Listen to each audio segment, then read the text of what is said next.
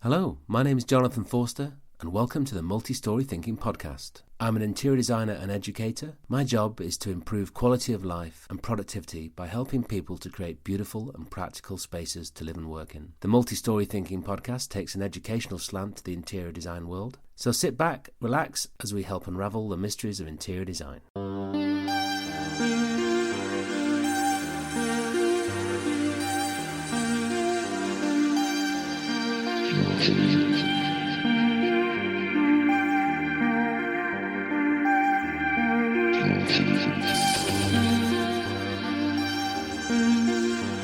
Welcome to the Multi-Story Thinking Podcast.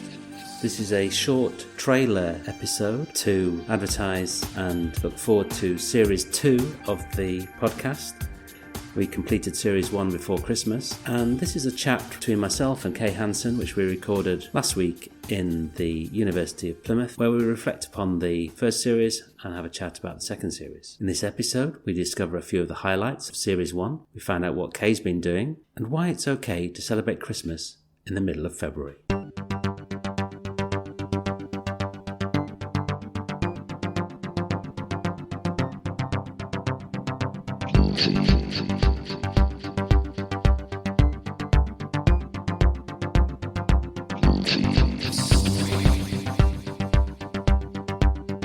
I'm sitting here with Kay Hanson, who, as you know, is my co-host to the Multi-Story Thinking Podcast.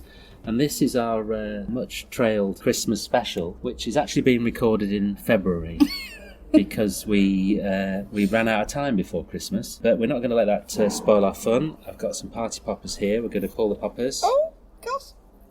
Oh, yeah. Woo. Happy Christmas. Oh, they smell good, don't they? They do smell good. Coming in silly string. They're really nice. So, yeah, we were going to do a Christmas special to sum up the series, the first series of the Multi-Story Thinking Podcast, and we ran out of time, mainly because we were too busy before Christmas to do it. In advance of the second series, which we are currently organising and recording, we thought we'd have a little catch-up to reflect on what we discovered and the people we interviewed, and be a bit of a trailer for the second series. Kate, you've been really busy working and also teaching. You've been doing some design work for different companies, and you've also been teaching some of the students at the University of Plymouth. That was one reason why we couldn't do the Christmas special. Yeah, December was chocker, really. I think that it's always the way sometimes in December. It always gets a little bit hectic in the run-up to Christmas. I've been really busy working with Hart Miller on a number of projects. They're looking at a few coffee shops in London and workplace projects as well. But it was actually my last week at Hart Miller last week, so I'm flying solo now completely, and I've also been working on some of my own projects. Recently completed the paediatric waiting area at Royal Devon and Exeter Hospital, which is completed last week. Got some great reviews, which is really, really good to hear. That sounds good. Yeah, it was really good. That sort of reflects what we learned from lots of the guests of the wide range of projects you've been working on, from coffee shops to paediatric hospital wings. Yeah, absolutely. I think, and for me, and I think for some of our guests as well, it's I love the variance, and I think when we were talking to Caroline Buckingham, for example, she was a real kind of advocate for working across different sectors, and they feed into one another. I mean, you wouldn't necessarily think that coffee shops and paediatric spaces feed into each other so much, but there are education projects that I've been working on as well for Millfield School in Street, which they've got a hint of coffee shop vibe. So there are definitely elements within different sectors that feed into certain projects. We're seeing that across the sectors, aren't we, of the different types of spaces influencing others. I think that's an interesting part of the sector, the different sectors that we're working in, is that how there's a crossover of ideas, and you see things that are prevalent in hospitality feeding into both office and even education and health sectors. And you were working with Anna Hart, of course, one of our guests early on in the series, and she's been doing lots of work. I think what was interesting about her is that she came from a furniture background and has ended up doing interiors. and the wide range of things she's done in her career. So interior design isn't necessarily just a single discipline; it's a wide sector. I think it's really great, not necessarily just to cross over the sectors, but to cross over the disciplines as well. I mean, we interviewed Alan Parsons, and he was deeply involved in the engineering side of the wave. So I think it's interesting how most of our guests have crossed or have got a big interest in a different discipline. I think it's an example of how successful design teams work together. I think Adam was great because he was childhood dream of being an architect and into surfing, ends up designing a surfing centre. And he's so young, he's like, that. What's next? He needs something else, doesn't he? But he was so passionate about that because it was, it'd been part of his life. And if you have a look at some of his images on social media of trips to beaches and surfing, you can see he really loves it and lives it, and that comes through in the design. And that's really important. Yeah, absolutely. And then we spoke to Kirsty, and she's not necessarily an interior designer or in the sort of typical design field, but her profession should have a big influence on how we design for us all. Yeah, ergonomist. That's the right way to say it. Should be pleased, I hope. And I mean, that's again opens your eyes to the other people in the industry that you need or are very useful in terms of delivering projects. Getting the ergonomics right would seem like an obvious thing, but lots of people overlook it because they don't quite understand it. And when we spoke to Kirsty, she just opened up that whole sector with such passion and knowledge. Especially in the workplace environment, because we've spent such a long time in the workplace environment. It really does come into its own. It's interesting to look at the stats. When we were talking to Tim Wadsworth, he'd just done a whole load of research on the nature of the workplace, and it did reveal some things that you might expect, but others that you possibly wouldn't. The amount of time people spend in the office, the amount of time people spend away from their desks, it's not always understood or appreciated. And of course, that has an impact on the way spaces are designed.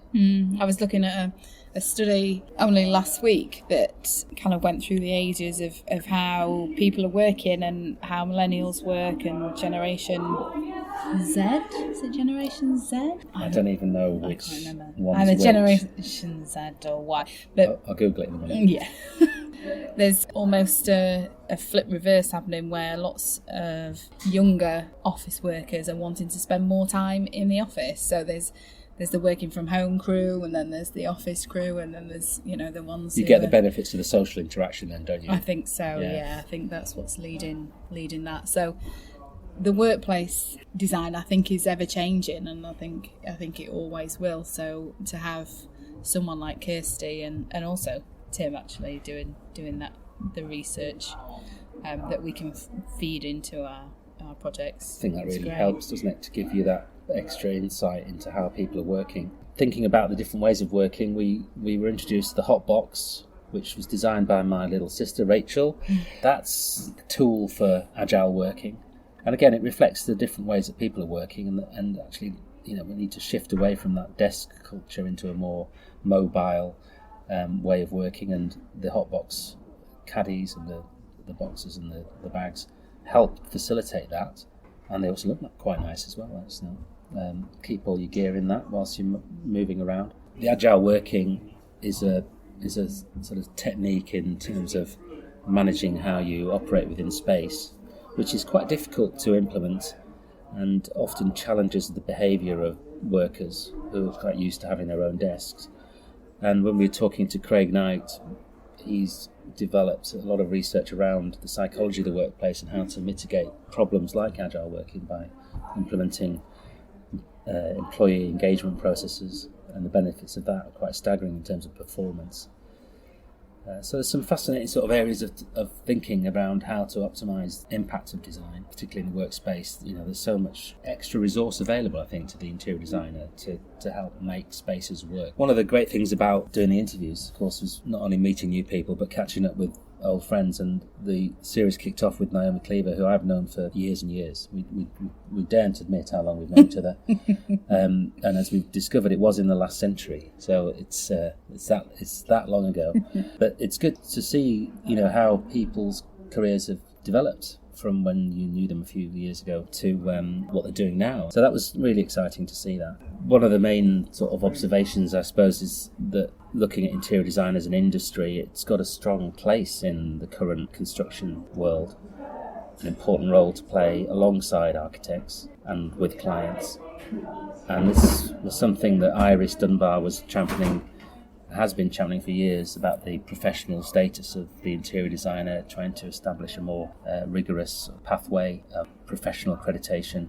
Once you've done the design, of course, part of the challenge is to promote it, and we had some great tips from Julianne Webster on how to produce press releases and how to get noticed and make an impact in that world of press, which has changed so much over the last few years, from back in the day when you used to have to send proper photograph into a magazine for them to print it. Now it's all gone digital.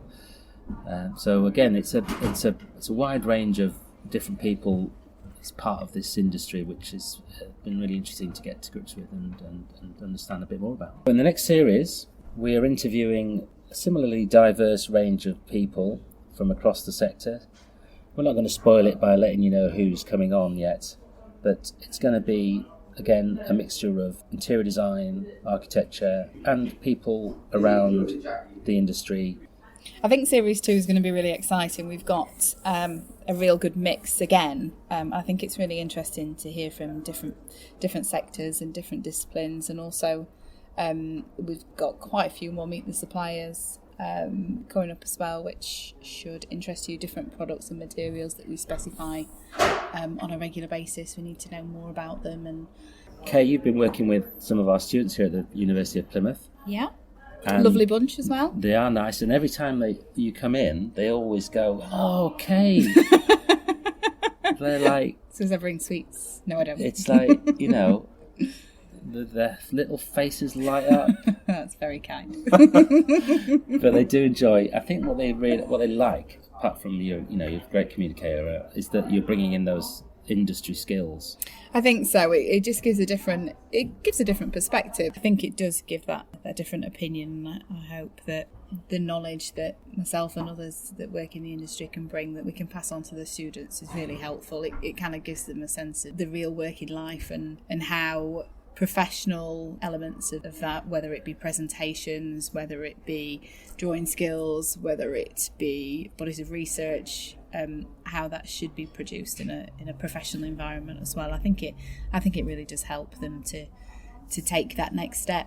It's definitely really useful, and that's a key part of what we're trying to do here, setting up that professionalism of learning. So it's conceptual but grounded in the skills that you need when you're in industry. Absolutely. And that makes a real difference, because we've seen you've been working particularly with communication, technical drawings, visualisation, and pushing the students to really explore different ways to communicate the experience that they're trying to design. Yeah, absolutely. There are many stages to an interior design scheme, from concept through to delivery on site. And I think, personally, I was a mature student, so I kind of had that experience, but I know that there were others on my course that had never really kind of understood the delivery element, the technical element of being an interior designer. And I think if you work across all of the different work stages, then that's something that you should be aware of. And it's kind of, the front end concept is a small percentage of my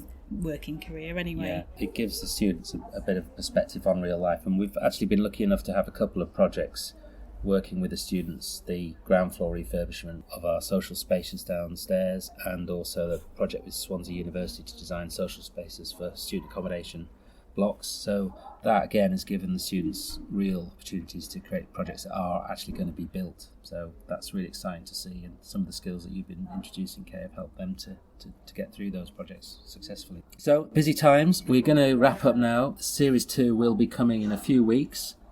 There's a bonus Meet the Supplier that's going to drop with IVC. The main series will start a few weeks later once we've got it all recorded.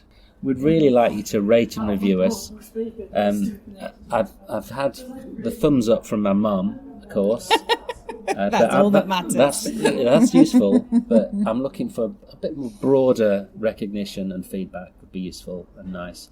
And any ideas that you want us to cover, of course, or suppliers. Yeah, get in touch. We'll be posting on the social media closer to the date, so you'll know when these next episode is going to hit the airwaves. And thanks for listening. Thanks, Kay, and we'll see you soon. See you soon.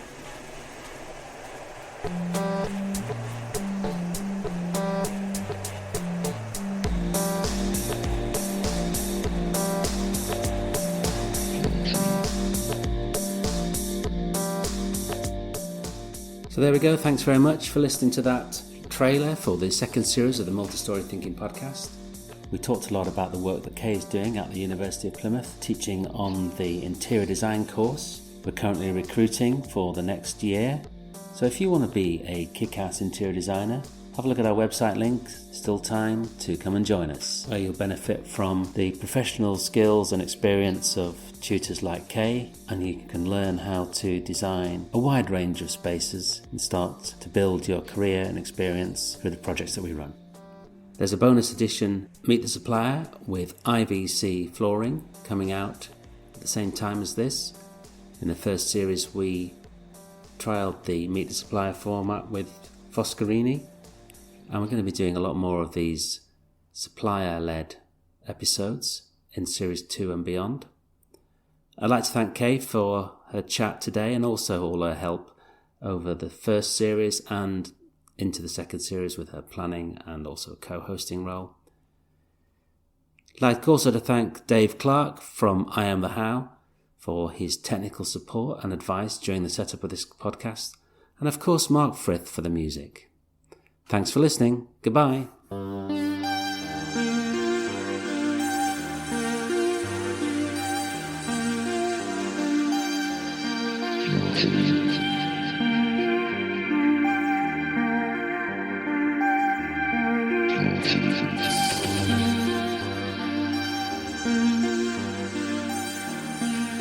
Thank you.